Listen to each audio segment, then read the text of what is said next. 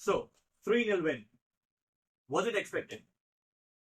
हाँ obviously expected तो था। अफगानिस्तान को भी जिस तरह की पाकिस्तान की बैटिंग लाइनअप चल रही है, जो बैटिंग लाइनअप है वो पाकिस्तान की, और जो फॉर्म्स हैं करंट, हुसैन इमाम मुस्तकिल कर रहे थे रन, फखर थोड़ा सा आगे पीछे हो रहे हैं, इनको फॉर्म में आना ज़रूरी है। बाबर तो आपको पता है एब्सोल्यूट क्लास, वो उस पर तो बात ही नहीं है कोई। थोड़े लोग रिजवान पे क्वेश्चन उठा रहे थे, लेकिन रिजवान ने भी कंसिस्टेंटली रन कर ही रहा है वो। रन करी है। अच्छा, सलमान अली आगा भी आज तो एक चेंज करी, इफ्तिखार को बिठा के सऊद शकील को लाए। मेरा ये, और पहले भी अभी बात कर चुके थे कि सऊद शकील को शायद अगर आपने पहले सिर्फ अफगानिस्तान सीरीज के लिए रखा था तो उसको तीनों मैच खिला देते ताकि वो टेस्ट हो जाता, लेकिन उसकी 9 रन ही ने वो डिसीजन चेंज कर लिया, और थोड़ी देर में डिसीजन आ गया कि सऊद शकील एशिया कप की साइड में है और अब तैयब ताहिर रिजर्व में चले गए।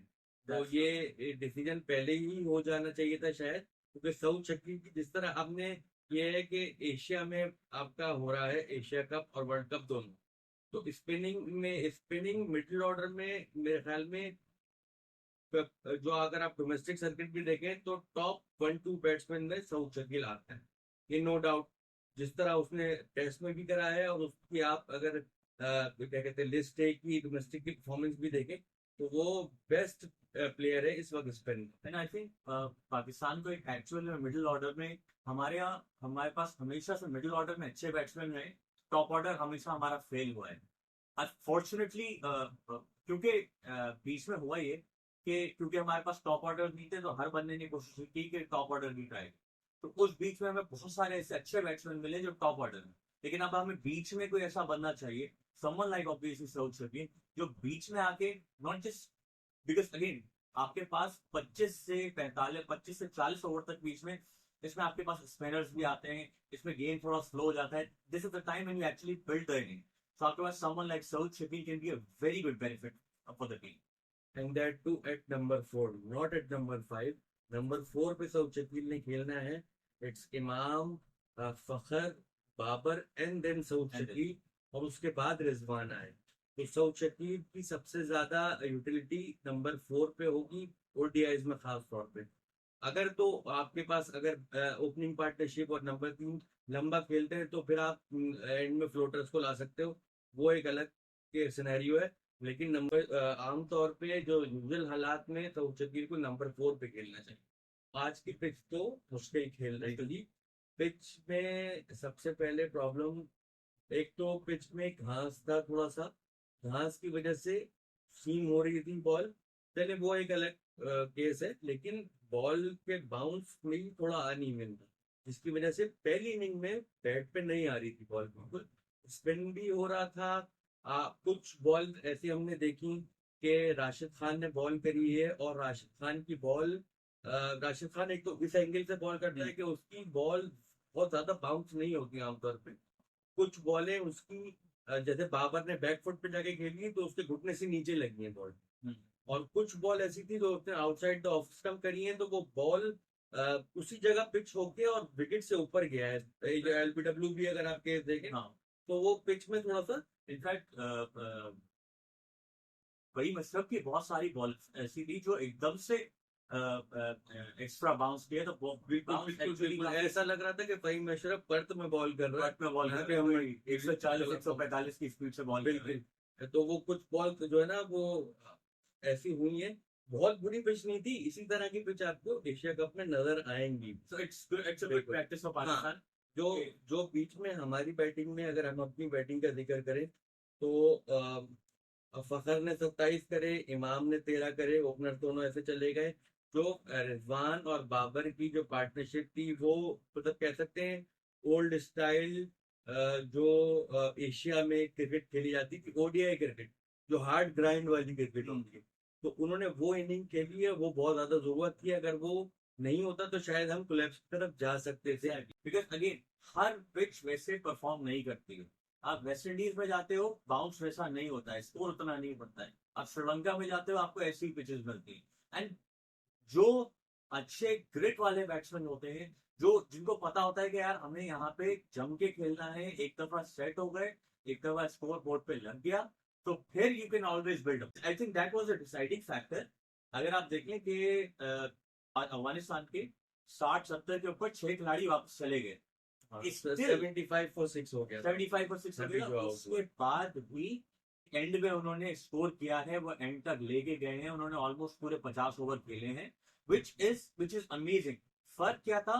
had somebody done that in the earlier ones, कि कोई रुक कर खड़ा हो जाता है, कोई अपनी पोजीशन को स्ट्रांग करता, स्टेबल करता, और एंड के बैट्समैन को जिस तरह रियाज ने एंड में आके, मुजीब ने एंड में आके अच्छा खेला है, स्ट्रांग खेला है, अपने स्कोर भी बनाए हैं, फास्टेस्ट 50 भी किया अफगानिस्तान की तरफ से। That's how cricket is play. आपको कहीं रोकना होता है, कहीं स्टेबल करना होता है, और कहीं आपको मारना होता है। That's a 50 over game, that's it's absolutely ये डिफरेंट। तो है एक, ये हम क्योंकि ट्विटर पे भी और फेसबुक पे भी बहुत ज्यादा कमेंट्स इस पे चल रहे हैं कि, और बहुत ज्यादा डिस्कशन इस पे हो रही है कि स्लो क्रिकेट हो रही है या रोक के खेल रहे हैं, तो हमें ये माइंडसेट थोड़ा सा, और ये खास ये इम्पोर्टेंट टाइम है कि शायद हम अपना माइंडसेट सही कर दें कि हम इस वक्त ओडीआई मोड में हैं, हम इस वक्त T20 मोड में नहीं हैं। तो T20 क्रिकेट से बाहर आ जाएं थोड़े अरसे के लिए, क्योंकि ये सीरीज हो गई, एशिया कप है, फिर वर्ल्ड कप है। तो ओडीआई क्रिकेट 50 ओवर की क्रिकेट है, इसमें आपको, इसमें ये जो आज हमने कराया है, ये एवरेज से थोड़ा सा ज्यादा स्कोर है। एवरेज स्कोर टू यहाँ पे, अब अगर जिस ग्राउंड पे हमने आज मैच खेला है, इस ग्राउंड पे जो 250 प्लस का स्कोर होता है, उसमें 44 इनिंग्स में से सिर्फ 9 टाइम्स ऐसा हुआ है जो 250 प्लस स्कोर चेज हुआ है। तो 250 प्लस स्कोर इस पिच पे चेज नहीं होता कभी भी, ये समझ लीजिए इसका एवरेज ये है। पाकिस्तान की बैटिंग पे पहले डिस्कस कर लेते हैं थोड़ा सा। बाबर रिजवान की बाबर और रिजवान की पार्टनरशिप एक अच्छी लगी। उसके बाद फिर थोड़ा सा बैक टू बैक विकेट गिरी, अनफॉर्चुनेट रहा सऊद शकील, जिस इंटेंट के साथ आया था वो बहुत ही बेहतरीन इंटेंट के साथ आया था वो। उसके अलावा आगा सलमान ने अच्छी इनिंग के लिए इनिशिएटिव लिया। नवाज के थोड़े से ग्लिम्पसेस आए कि वो उसके बैट पे बॉल आ रही है, तो ये अच्छा साइन है कि नवाज की शायद हमें एशिया कप में आगे जरूरत पड़े। अगर हम इफ्तिखार को या इस तरह करते हैं कि उसामा मीर की जगह नवाज खेल रहा है, या उसामा भी, क्योंकि देखिए लेग स्पिनर हमारे पास एक है, तो हो सकता है लेफ्ट आर्मर की तरफ ही जाए एशिया कप में।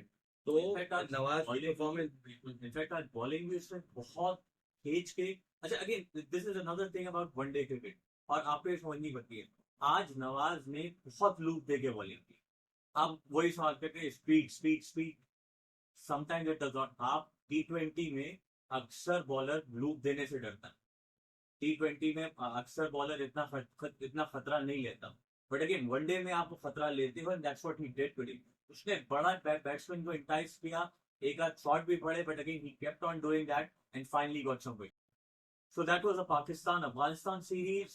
Pakistan won it quite convincingly. There were glimpses of betterment throughout. Her field में, be it batting, be it bowling, ऐसा लग रहा है कि टीम जैसे बिल्कुल जेल हो रही है, लड़कों में बॉन्डिंग बहुत अच्छी है, which is very good. अल्लाह का शुक्र है, and we hope that that remains the same. There were some good things coming out from Afghanistan. जो उनकी बॉलिंग है, that again once again shine. उनकी बॉलिंग ने वंस अगेन बहुत अच्छा परफॉर्म किया है। बैटिंग में भी हमें 2-3 जगह ग्लिम्पसेस ऐसे नजर आए कि जो that can be a good thing for this team. Again next in दोनों टीम्स के लिए what's coming up for both of these teams is the Asia cup. So obviously a lot of eyes will be on these two teams.